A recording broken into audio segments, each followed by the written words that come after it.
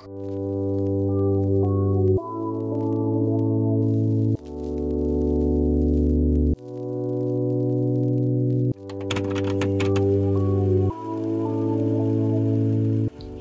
Sam, skincare nerd and sunscreen fiend, and today I'm going to talk about 5 sunscreens from a brand that has been making its contribution to the Indian skincare market very silently but effectively, and the brand is JOY. They have a lot of sunscreens out on the market, so today I'm going to be focusing on the ones that are SPF 40 and above. None of the JOY sunscreens are fragrance free. I'm going to say that upfront. So if you don't like fragrance in your skincare, if it irritates your skin or it gives you a migraine, then I think you should approach with caution because a lot of these have pretty strong fragrances in them. Another thing to watch out for is if you find chemical filters in your sunscreens irritating, again, maybe avoid. I think some of them do have octyl methoxycinnamate. Personally, it doesn't irritate my skin, and the fragrances did not bother my brain. Anyway, let's hop into it. The one that I was most curious about is a product that I have reviewed already on my page. So my YouTube channel, my first video was cheap mineral sunscreens because at the time there were very few videos on the topic, and this came out as the winner out of them.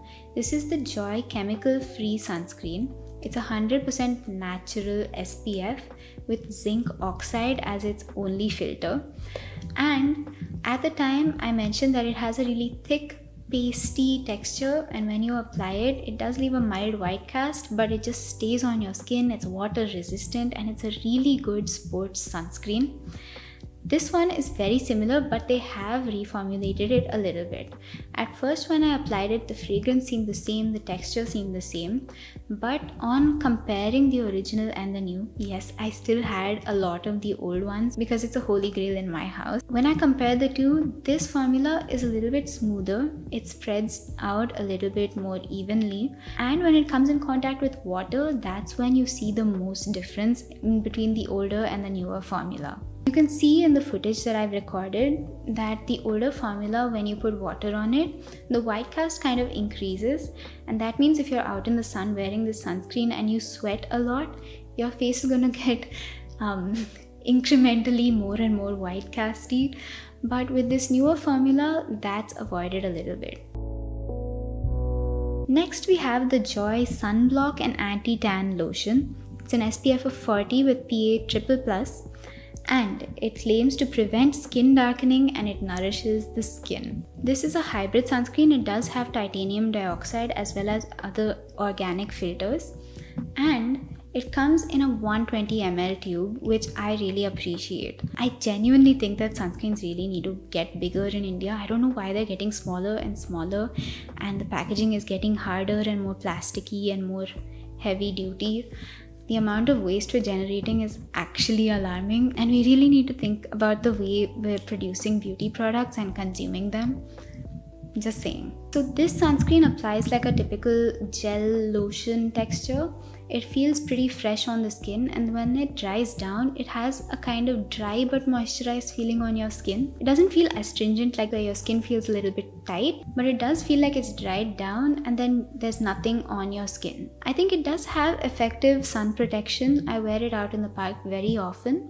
It's slightly water resistant, but if you really wet it, it does wash off your face easily.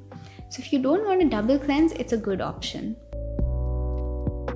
Here we have the JOY Mattifying Natural Tone Tinted Sunscreen.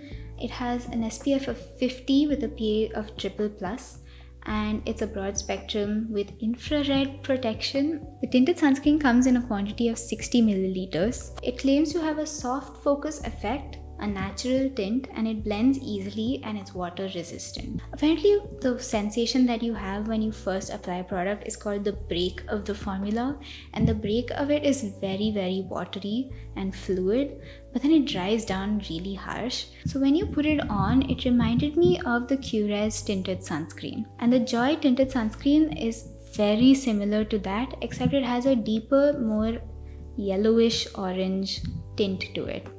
So I'll compare both of them on my hand. and you'll probably be able to see that the formulas are very similar in their application, in their drying time. I've seen reviews of this particular sunscreen on the internet, and a lot of people hate it because of the undertone. So that's something to watch out for. If you have very fair skin, this is probably going to show up as kind of a dark orange on you. So opt for the Q-Res tinted sunscreen instead. Both this one and the Q-Res one are not very sweat proof, so they're nice if you're going to wear it indoors in the AC, maybe for office. But for outdoor usage, I'd suggest something else. I think this is worth it. For those of you who don't like heavy makeup but you like to look fresh and matte, this is definitely a good option. And I have almost finished this actually. I kind of puffed it up for the sake of the video, but it's almost empty. This is their SPF 40 PA++ sunscreen serum. They claim it has vitamin C, niacinamide, and it's a glow booster.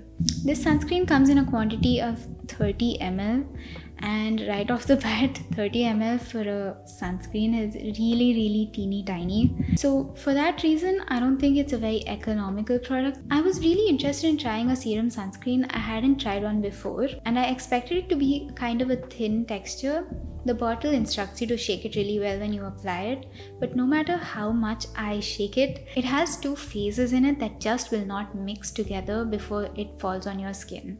So there's going to be a runny, watery liquid that drips down your skin and another glob of some whitish, oilish material, and you kind of have to like drop it onto your skin and then rub it in really fast for it to like rub in before the water drips off your face. When you do rub it in, it sinks in after a couple of minutes and it feels like you've put in a light moisturizer, and it also feels lightweight on reapplication. I just don't know how much of an even layer I'm getting when I apply this sunscreen. So for me, this one would be a pass. It does have a mild fragrance. I didn't mind it too much, but overall the experience and the quantity wouldn't warrant buying it again. Let's talk about their Ultralight Daily Wear Gel, invisible sunscreen with an SPF of 45 and a PA of 3+. The invisible sunscreen comes in a quantity of 50 milliliters, and it claims to be a refreshing, soothing, quick absorbing and water resistant formula. It is transparent. It's not going to leave a white cast on you because it just doesn't have any color at all, and that obviously means that it does not have any physical filters in it. It's a purely organic filter sunscreen. I thought at first that this would feel really lightweight, but if you use the right amount of it that you're supposed to use to get the amount of SPF that it claims, it's going to feel really heavy on your skin.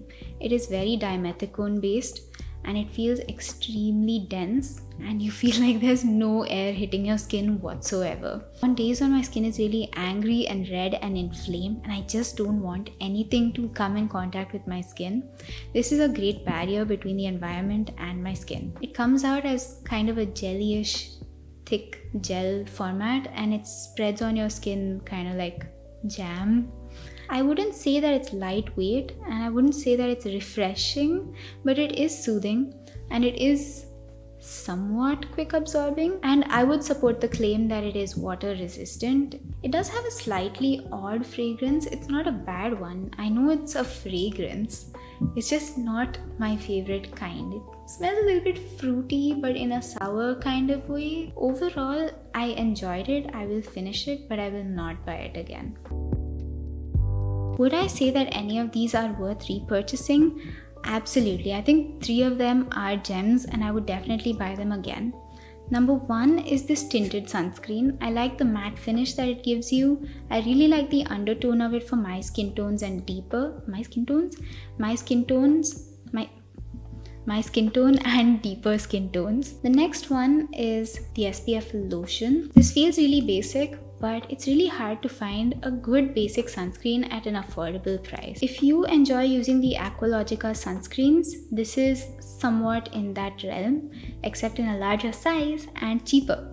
And if this was fragrance free, I'm telling you, this would be my holy grail of all time, simply because it feels like nothing. And what's better than your skincare feeling like nothing? And lastly, the one that I will keep repurchasing until they discontinue it is the JOY Mineral Sunscreen. As you can see, since the time of filming, I have been squeezing the remnants of this tube out.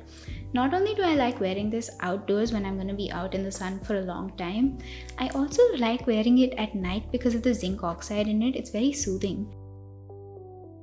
Would I not buy any of these or not suggest any of these? Definitely this. Not only is the product inside it really bad, the knob thingy at the top is really squishy, and it's also really slippery. It has very little grip, so I can easily envision like squishing it and then it sliding out of my hand, and then the bottle falling on the floor and the glass breaking and that weird separated mixture spreading all over the ground. So avoid that. It's too tiny and it's not very good. So those were the 5 SPF 40 and above sunscreens from JOY. I wonder if you've tried any of them. What has been your experience? I really feel like in a market where sunscreens are becoming tinier and more expensive and considered more and more fancy, JOY is making practical products with sensible pricing, which I think we need to recircle back to and think about more often. If you thought this video was not too shabby, subscribe so that I can see your face again, and I'll see you guys next time. Bye!